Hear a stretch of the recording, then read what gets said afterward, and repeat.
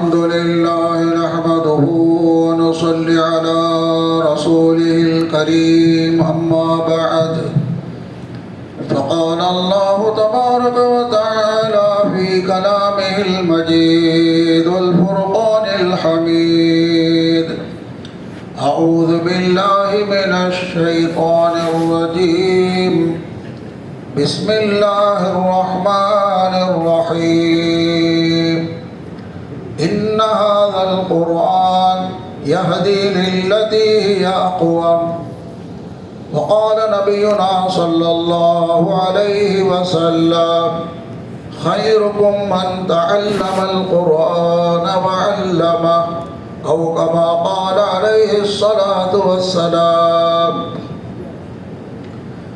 நிறையுடைய வாழ்வழித்து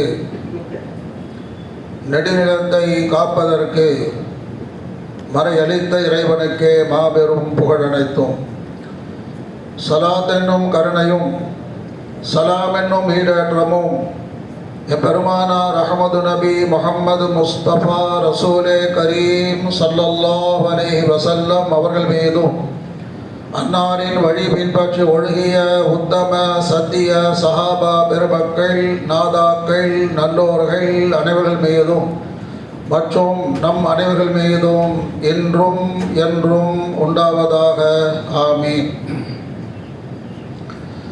அன்பு நிறைந்த அல்லாஹ்வின் நல்லடியார்களே, சங்கமிக்க ஷவ்வால் மாதத்தின் ஆரம்பத்தில் நாம் இருந்து கொண்டிருக்கின்றோம். ரமதான் மாதம் நிறைவு பெற்று ஷவ்வாலுடைய ஆரம்ப நாட்கள் வந்துவிட்டால் மார்க்க கல்வி கூடங்களாகிய மதரசாக்கள் ஆரம்பமாகிவிடுகின்றன. எப்படி உலக கல்வியுடைய பாடசாலைகள் கல்விக்கூடங்கள் மே மாதம் முடிந்த பிறகு ஜூன் மாதத்தில் புதிதாக ஆரம்பிக்கப்படுகின்றதோ அதுபோன்று மார்க்க கல்வி கூடங்கள் ரமதான் மாதத்தினுடைய விடுமுறைக்கு பிறகு ஷவ்வால் மாதத்தின் ஆரம்பத்தில் பிறை 10-11க்கு பிறகு ஆரம்பமாகின்றன. எனவே இந்த நேரத்தில் மார்க்க கல்வியினுடைய மகத்துவத்தை நாம் தெரிந்து கொள்வது மிக முக்கியமாக இருக்கின்றது. ஏனென்றால் நம்முடைய பிள்ளைகளுக்கு உலக கல்விக்காக நாம் எந்த அளவுக்கு முக்கியத்துவம் கொடுக்கின்றோமோ அதே போன்று என்பதை விட அதைவிட அதிகமாக மார்க்க கல்விக்கு நாம் முக்கியத்துவம் கொடுக்க வேண்டும். மார்க்க கல்விக்கு அடிப்படையாக இருக்கக்கூடியது குர்ஆன் ஷரீஃபாக இருக்கின்றது. குர்ஆன் ஷரீஃப் தான் அடிப்படை. எனவே இந்த நேரத்தில் இன்றைய ஜும்மாவுடைய பயானின் தலைப்பாக குர்ஆனை கற்றுக்கொள்வது மற்றும் கற்றுக் கொடுப்பதின் சிறப்பை பற்றி நாம் பார்க்க இருக்கின்றோம்.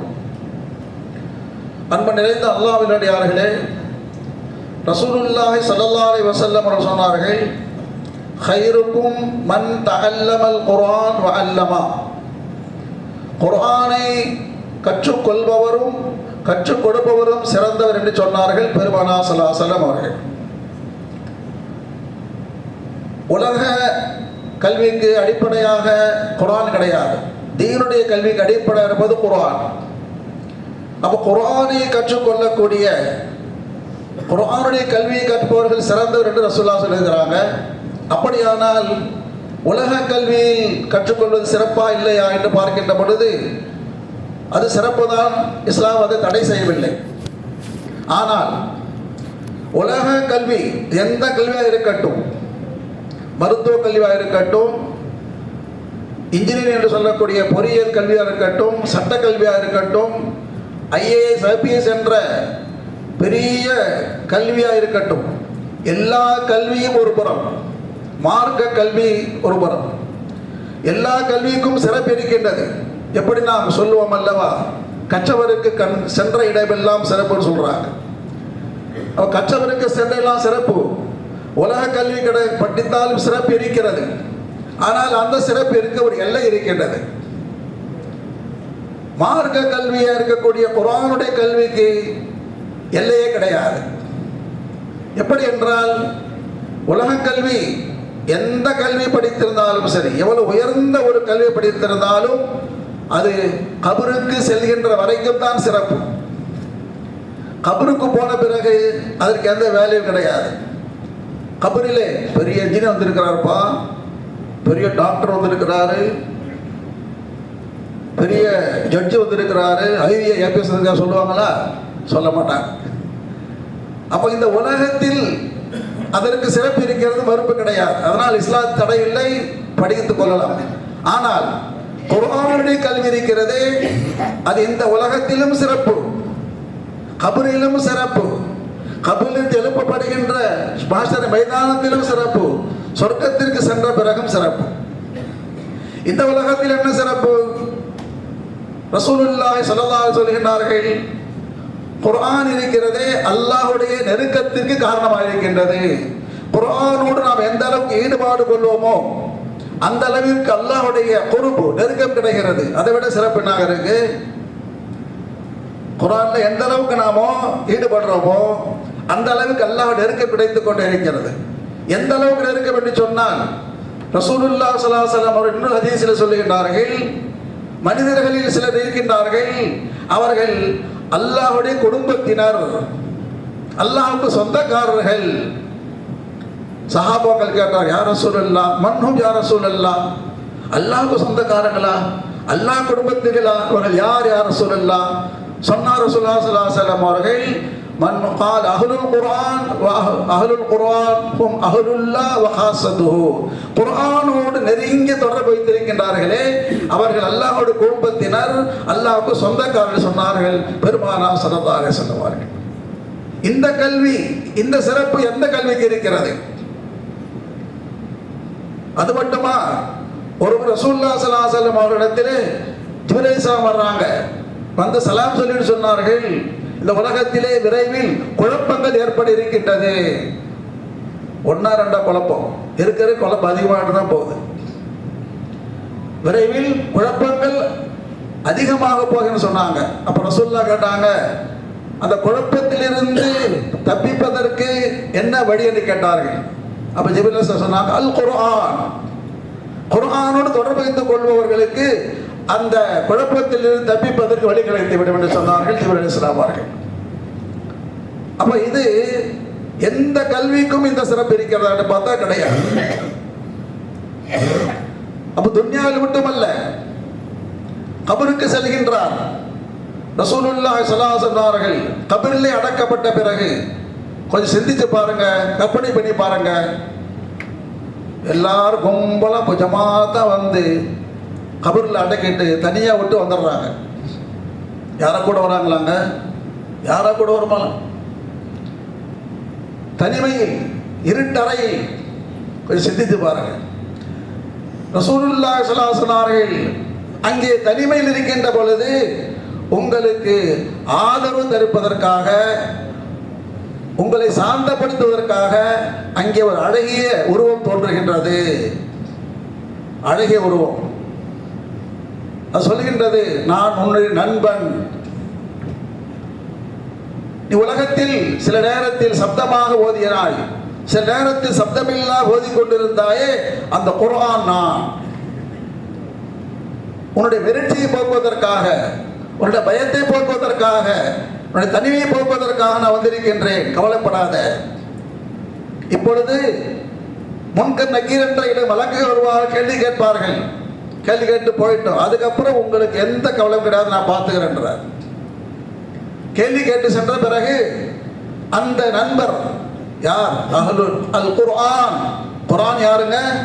கலாமுல்லாஹ், அல்லாஹ்விடமிருந்து வந்த கலாம், அல்லாஹ்வோடு என்ன நெருக்கம் தொடர்பு.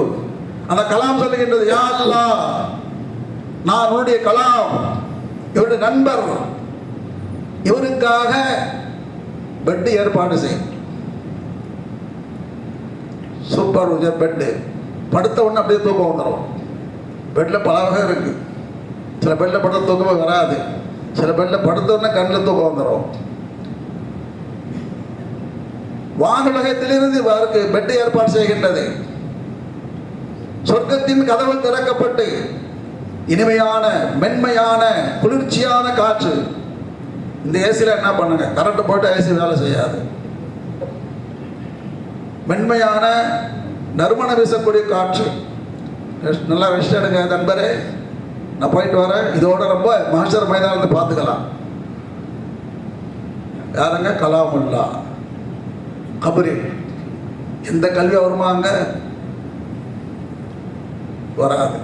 மஹ்ஷர் மைதானம் எழுப்பப்படுகின்ற பொழுது குர்ஆன், நண்பரே வாங்க, நான் விட்டு வந்தல, நான் வந்துட்டேன், பயப்படாதீங்க, நான் பார்த்துக்கிறேன். அல்லாஹ்விடத்தில் வாதம் செய்யும். யா அல்லாஹ், நான் உன்னுடைய கலாம், இவர் யாரு? நம்ம ஆள், இவர் நமக்கு வேண்டியவர். சிபாரிசு செய்கின்றது. இவரை துன்புறுத்தாத, கஷ்டம் கொடுக்காத, சொர்க்கத்துக்கு அனுப்பு என்று. இவர் தப்பு செய்திருந்தால் மன்னித்திரு யா அல்லாஹ். நமக்கு தெரிஞ்ச ஆளு, நமக்கு பழக்கமானவர், எனக்கு அதிகம் தொடர்புள்ளவர். அல்லாஹ் சிபாரிசு ஏற்றுக்கொள்ள இல்லையாங்க? அல்லாஹ்வுடைய கலாம், என்னுடைய கலாம். அல்லாஹ் அவர் தப்பு செஞ்சதால் மன்னித்து சொர்க்கத்திற்கு அனுப்புவார். சொர்க்கத்திற்கு போன பிறகு அங்கே சொர்க்கத்தில் தொழுதால் சொர்க்கம், நோன்பு வைத்தால் சொர்க்கம், ஜகாத் கொடுத்தால் சொர்க்கம், ஹஜ் செய்தால் சொர்க்கம். குர்ஆனை ஓதினால், குர்ஆன் தொடர்பு வைத்தால், ஒரு ஆயத்தை ஓதினா ஒரு தர்ஜா. அங்க போய் ஒரு ஆயத்து குர்ஆன் ஓதிப்பான்னு சொல்லுவாங்க. சொர்க்கத்தில் போய் அல்ஹம்துலில்லாஹி ரப்பில் ஆலமீன் ஒரு தர்ஜா கூடும், அர் ரஹ்மானிர் ரஹீம் ஒரு தர்ஜா கூடும். எத்தனை ஆயத்து ஓதுகின்ற பத்து தர்ஜா கூடிக்கொண்டே இருக்கும். அதாவது ரசூலுல்லாஹி சொன்னாங்க, ஹைருக்கும் மன் தஅல்லமல் குர்ஆன் வ அல்லமஹு. இந்த உலகத்தில் எத்தனையோ கல்வி இருக்கலாம், அதனுடைய சிறப்பு இருக்கிறது. அதுக்கு ஒரு லிமிட், கபருக்கு செல்கின்ற வரைக்கும் தான். ஆனால் இந்த சிறப்பு இருக்கிறதே, உலகத்திலும் சிறப்பு, கபரிலும் சிறப்பு, ஹஷரிலும் சிறப்பு, சொர்க்கத்துக்கு சென்ற பிறகும் சிறப்பு இருக்கிறது சொன்னார்கள். ஹைருக்கும் மன் தஅல்லமல் குர்ஆன் வ அல்லமஹு. அப்ப குர்ஆனை கற்றுக்கொள்பவரும் சிறந்தவர், கற்றுக் கொடுப்பவரும் சிறந்தவர். எனவே சொல்ல வர விஷயம் என்ன சொன்னா, எப்படி நாம் உலக கல்வி கூடங்கள் திறக்கின்ற பொழுது அதற்காக நாம் நம்முடைய பிள்ளைகளை சேர்ப்பதற்கு முக்கியத்துவம் கொடுக்கின்றோமோ, அந்த படிப்புக்கு முக்கியத்துவம் கொடுக்கின்றோமோ, அதே போன்று அல்ல, அதை விட முக்கியத்துவம் எது கொடுக்கணுங்க? இந்த கல்வி கொடுக்க வேண்டும். இந்த கல்வி இருக்கிறது தாலீமுல் குர்ஆன், குர்ஆனை கற்றுக் கொடுப்பது இருக்கிறது. இது மூன்று தர்ஜா இருக்குது. ஒன்று நாங்க குர்ஆனை பார்த்து படிக்கிறது, குர்ஆனை பார்த்து படிக்கணும், குறைஞ்சபட்ச தர்ஜா. ஹைருக்கும் மன் தஅல்லமல் குர்ஆன், அவருக்கும் சிறப்பு இருக்கிறது, குர்ஆனை பார்த்து ஓதுறார். என்ன சிறப்பு? ரசூலுல்லாஹ் சொன்னார்கள், ஒருவர் குர்ஆனை கற்றுக்கொள்வதற்காக மதரசாவுக்கு செல்கின்றார். ஒரு ஆயத்தை கற்றுக்கொண்டால் அந்த ஒரு ஆயத்தை கற்றுக்கொள்வதற்கு அவர் செலவழிக்கும் நேரம் இருக்கிறது. அந்த நேரம் இருக்கிறது. ஒரு ஆபித், ஒரு வணக்கசாலி 100 ரக்காத் ஓதுகிறார். 2 ரக்காத் எத்தனை நிமிஷங்க? ஒரு 5 நிமிஷம் வச்சுங்க. 100 ரக்காத் எத்தனை நிமிஷம் ஆச்சு? 100 ரக்காத் எத்தனை நிமிஷங்க? 105 500 நிமிஷம். ஒரு 3 நிமிஷம் வச்சா 300 நிமிஷம். ஒரு ஆயத்தை கற்றுக்கொண்டால் 100 ரக்காத் தொழுதால் எவ்வளவு நன்மை கிடைக்குமோ அதை விட அதிகமாக கிடைக்கும்னு சொன்னார்கள் பெருமானார் ஸல்லல்லாஹு அலைஹி வஸல்லம் அவர்கள். குர்ஆனை கற்றுக்கொண்டு ஒரு எழுத்தை ஓதுகின்றார். அல்ஹம்து 5 எழுத்து, ஒவ்வொரு எழுத்துக்கும் 10 நன்மை. 5 எழுத்து. லில்லாஹ் எத்தனை எழுத்துங்க? 4 எழுத்து. லாம் லாம் அலிஃப் ஹே 40. ஒவ்வொரு எழுத்துக்கும் 10 நன்மைகள். அதே தொழுகையில் ஓதினால் ஒரு எழுத்துக்கும் 100 நன்மைகள். அப்ப குர்ஆனை பார்த்து ஓதுவது சிறப்பு இருக்கிறது. அதுக்கு அடுத்த தரஜா, அதை விட சிறந்த தரஜா என்னங்க? குர்ஆனை பார்க்காம ஓதுறது, மரணம் செய்வது, ஹிஃப்ஸ் பண்ணுவது. ஹாஃபிஸ் அது நாசிரா, இது ஹிஃப்ஸ். ரசூலுல்லாஹி ஸல்லல்லாஹு அலைஹி சொன்னார்கள், குர்ஆனை யார் மரணம் செய்து ஹாஃபிஸாக ஆகிவிடுகின்றாரோ அவரை அல்லாஹ் எந்த அளவுக்கு நினைப்படுறது தெரியுங்களா? நாளை மறுமையிலே அவரையும் அவருடைய பெற்றோரையும் வரவழைத்து எல்லாருக்கும் முன்னால கியாமத் நாள் வரைக்கும் வரக்கூடிய அனைத்து மக்களுக்கு முன்னால் மேடை போட்டு 2 பேரும் எல்லாம் கௌரவிப்போம். அத்தாக்கு ஒரு கிரீடம், பிள்ளைக்கு ஒரு கிரீடம் கௌரவிப்பான். 2 பேரும் சொர்க்கத்துக்கு போவாங்க. அது மட்டுமல்ல, ஹாஃபிஸ், ஒரு ஹாஃபிஸ் தன்னுடைய குடும்பத்தில் தவறு செய்து பாவம் செய்து நரகத்திற்கு செல்வதற்கு தகுதியாகிவிட்ட அப்படிப்பட்டவர் 10 பேரை, யா அல்லாஹ் இந்த 10 பேருக்கு நான் பொறுப்பு, என் கூட இவரையும் அனுப்புங்க. அந்த ஹாஃபிஸ் அவரும் சொர்க்கத்துக்கு செல்வார். நரகத்திற்கு போவதற்கு முடிவு செய்யப்பட்ட அந்த 10 பேரை கூட்டிட்டு சொர்க்கத்துக்கு போவார். வறுமையில் சிறப்பு. அதை விட உயர்ந்த தரஜான்னாங்க ஆலிம். குறைந்த தரஜா குர்ஆனை பார்த்து ஓதுவது. அதற்கு அடுத்த தரஜா குர்ஆனை மனப்பாடமா ஓதுறது, ஆனால் விளக்கம் இல்லை. ஆலிம் என்ற என்னங்க விளக்கம், குர்ஆனை விளங்குவது. குர்ஆன் எதற்கு இறக்கப்பட்டது? வெறும் ஓதுவதற்கா, மனப்பாடம் செய்வதற்கா? அதை விளங்கி அமல் செய்ய வேண்டும்.